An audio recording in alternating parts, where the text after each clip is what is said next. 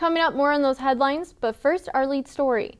Sales at CarMax fell 21% in the third quarter, and the used vehicle retailer says it's due in part to affordability challenges and a deteriorating used car market. As one of the largest dominoes is about to fall, we're waiting for Carvana's numbers that come out November 1st. They're going to show massive losses and probably go into actual bankruptcy or go out of business. And that's going to have major ripple effects across the entire automotive industry. It doesn't take much to actually break the system that we're in right now. I've never seen anything like this. And what does this mean for the banks who made loans valuing some of these cars at 140% of their value, making terrible, risky, dangerous loans? Eventually these cars got to get liquidated. Someone's going to want their cash back, and they don't want it sitting in a depreciating asset that just is becoming more and more underwater. It's terrible because if you have a good car right now, you're not giving it up.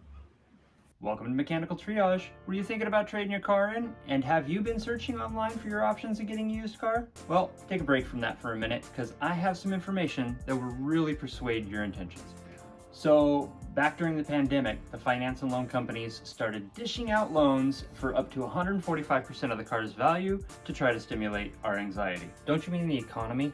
Oh, yeah, that thing. The economy. And probably 90+% of those had little to no income verification. Sounds familiar, didn't that happen back in 2000? Kind of, but the dynamics of it are a bit different. However, where we are currently is as follows. Massive layoffs and shortages in the job market, massive influx in loans being issued, shortages in supplies for consumer goods, massive defaults on previously stated loans, shortages in new production vehicles, subsequently driving the prices up as demand is higher than supply, driving used car prices up since they are what's left, and people still not recovering financially, and vehicles still being too expensive for the average consumer. Even though the used car market is flooded with repo cars, the high prices don't appear to be letting go anytime soon. And why? Well, listen to what this guy has to say.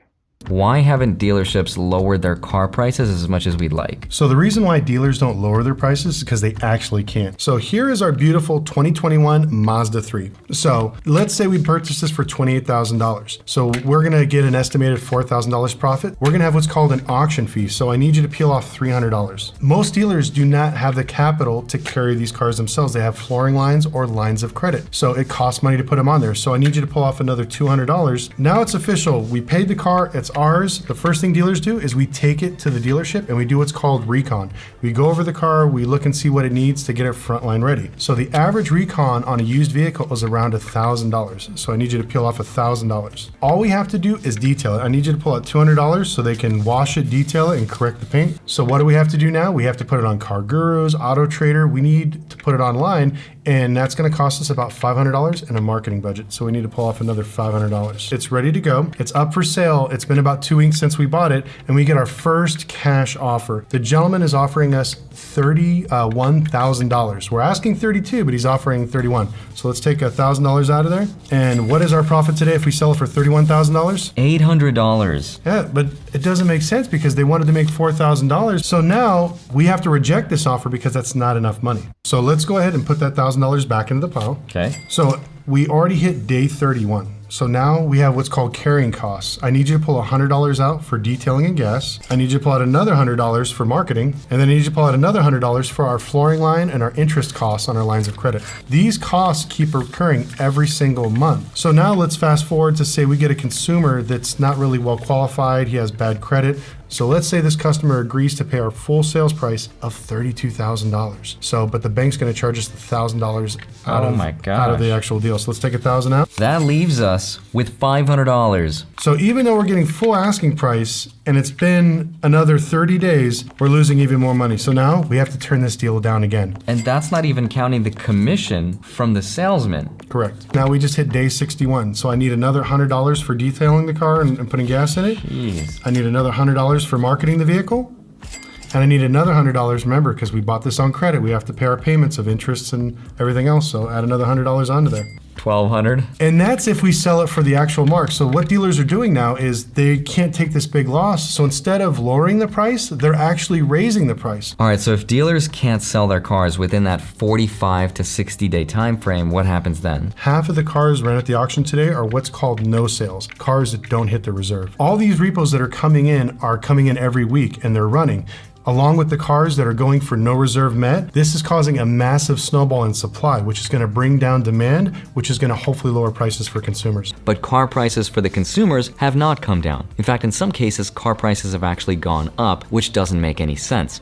But that's because dealerships are in trouble. They also paid more for those cars than they are worth today. And third, both dealers and banks have stopped buying auto loan bundles. So I guess what all of that means is that dealers will not be lowering their car prices anytime soon just because they can't, because they paid more for their cars than they're worth. And even though wholesale prices are coming down, they won't lower their prices because they just can't. And for consumers with excellent credit, they'll have a harder time getting a loan because of this credit noose or credit tightening you've talked about. And that's for people buying a new car. But for people buying used cars, they won't be able to refinance or trade in because they're upside down on their cars because they bought in 2020 or 2021. So they also paid more for their cars than they're worth. So they just can't refinance or get anything out of it, which means the only thing they can really do is just walk away. I think this is only the beginning because one of the largest dominoes is about to fall. We're waiting for Carvana's numbers that come out November 1st. They're going to show massive losses and probably go into actual bankruptcy or go out of business. And that's going to have major ripple effects across the entire automotive industry. So what we're advising people now is not to purchase, to wait. So that's why car prices are still high. And within the environment of a hostile economy, it's really going to be hit or miss. But here's another guy who could explain to you what you should expect within the next year. And then I'll give you a little recap on what you should actually do to make sure you're not stuck riding the bus. But what has happened now since the used car prices and the trade-in values have come way down is that now they can't offer high money for these cars for these customers. So these customers are not selling them the cars. So their actual inventory has got cut by like 75% because they're not able to buy cars, and the quality that they're getting is next to, I mean, it's terrible because if you have a good car right now, you're not giving it up. If you have a 2005 Camry that you have paid off, there's no reason for you to want to go trade in that car. And I need you to go trade in that car and go buy a new one so I can buy that 2005 Camry. But why would you do it? Why would you trade in a good car right now when the economy is getting tighter and you're not going to be able to afford this new car payment? So you're just going to keep driving your car. As we have these less lowered end cars, there's still the same amount of dealers fighting for them. So that's going to drive the price of the lower end stuff up. So we're seeing a tale of two markets right now where you have the higher end used cars are coming down because the demand's so low, but it's actually gaining some customers for this lower end car. So we're getting more customers in the lower end car. We're having less supply and the quality is down because of people keeping the good cars. Where do you think the used car market will be a year from now, especially for the type of vehicles that you're dealing with?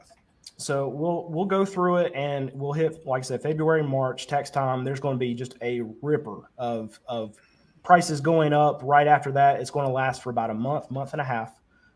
We take a vacation from buying cars right after tax time. We sell everything and we just stop buying cars for a month. Then summer is, towards the end of summer is pretty slow for most used car dealers.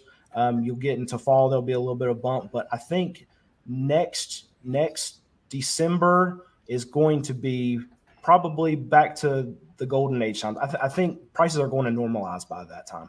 I think by then the Fed's going to have had pivot. I mean, they can't go through and not sell any houses for a year. So rates are going to be back down, not to where they were. They're not going to be zero, but they're going to start coming down, I think, mid next year. And I think that's going to really push the demand for new cars because there's a lot of people that are waiting right now. So their cars are deteriorating.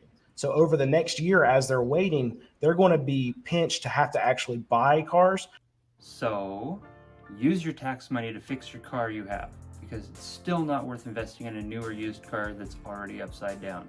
If you decide to purchase a vehicle, make sure you get it properly inspected by a reputable mechanic. You should always prefer an ASC certified mechanic to perform your repairs or inspections, not just because the ASC certification makes that individual a better mechanic, but it shows that he or she is more committed to their craft and services. So these professionals are stating that the economy for used cars will be better at the end of 2023. Now, I understand that these guys need to sell cars, but I also understand that you don't want to inherit someone else's vehicular issues. Well, unfortunately, because the market is so rough right now, there are a lot of unsavory vehicles being sold, and you're going to spend a pretty penny just bringing it back up to satisfactory. My recommendation is to hold onto the vehicle you have for a little while longer, until we can all see some daylight at the end of this tunnel. Put a few dollars from your hard-earned tax money into that vehicle to keep it safe and roadworthy.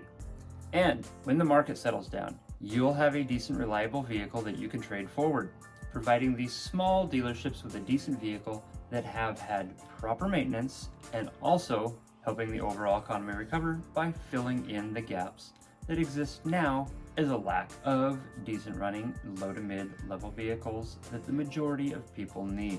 He is servicing a market that is desperate for affordable transportation.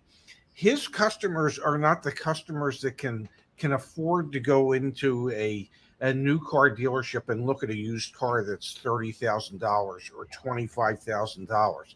And this is such an underserved portion of the market. These are the type of people that need cars, inexpensive cars, so they can get to work, and try and scrape by making a living with inflation and housing and rent and gas and everything going up. So God bless them. And I mean this, I mean this as sincerely as I can say it. God bless you for saying this is a segment of our society that I want to try and help out. Because not every car dealer is remotely interested in doing what you're doing, which is trying to have reasonably decent $2,500 to $5,000 cars for people to buy. So, and my hat's off to you, my friend. Thank you guys for watching. Please comment in the section below, like, subscribe, share. The more engagement I get from you guys, the more likely I am to try to put more time and effort into making another decent video for you all to watch. Thank you so much.